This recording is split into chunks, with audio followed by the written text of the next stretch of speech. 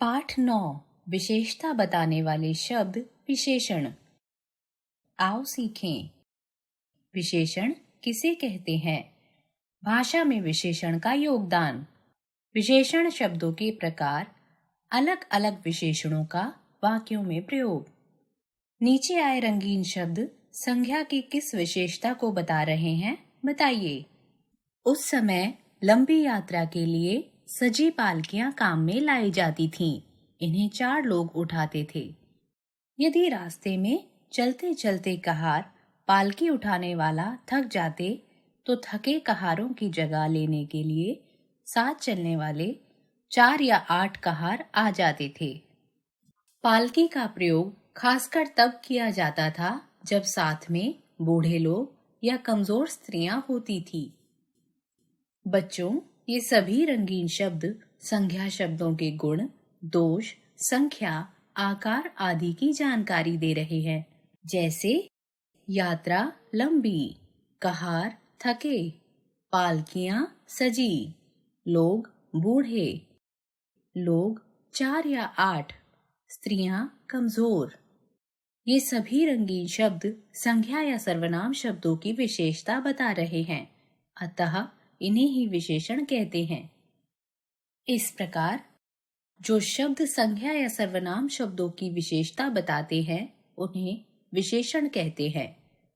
ऊपर आए संज्ञा शब्द गुलाब, कक्षा, चिड़िया, चाय और तेल के साथ कैसा या कितना या कितनी प्रश्न करने पर जो उत्तर मिलते हैं वे ही विशेषण कहलाते हैं। जैसे कैसा गुलाब लाल, कितनी चिड़िया 4, कितना तेल 1 लीटर, कौन सी कक्षा चौथी, कैसी चाय गरम। ऊपर दाईं ओर लिखे शब्द विशेषण हैं। जिन शब्दों की विशेषता बता रहे हैं उसे विशेष्य कहते हैं। विशेषण विशेष्य लाल, गुलाब, चौथी कक्षा, 4 चिड़िया, गरम चाय 1 लीटर, तेल। विशेषण के भेद। संज्ञा और सर्वनाम के गुण, दोष, संख्या, माप तौल आदि बताने वाले विशेषण 4 प्रकार के होते हैं।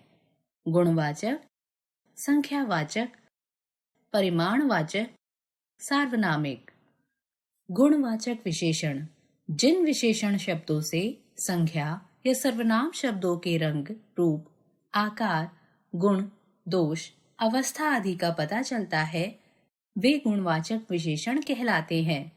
जैसे भूखी बिल्ली दूध पी रही है, सुंदर स्त्री आ रही है, दादाजी बूढ़े हो गए हैं।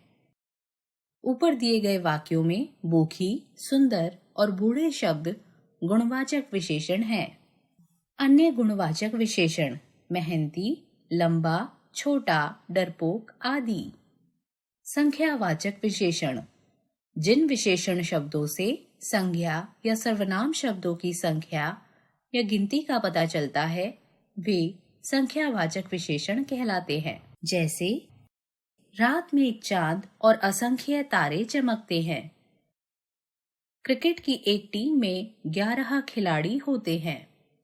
ऊपर दिए गए वाक्यों में एक, असंख्य, 11 शब्द संख्यावाचक विशेषण हैं।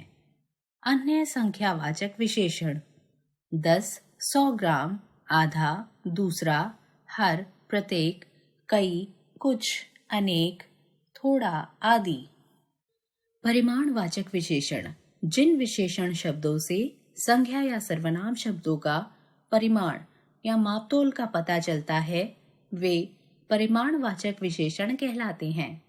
जैसे यह साड़ी 5 मीटर की है, 2 किलो सेब दीजिए, मुझे 3 लीटर दूध चाहिए। ऊपर दिए गए वाक्यों के अनुसार साड़ी की लंबाई 5 मीटर, सेब का वजन 2 किलो, दूध की मात्रा 3 लीटर है।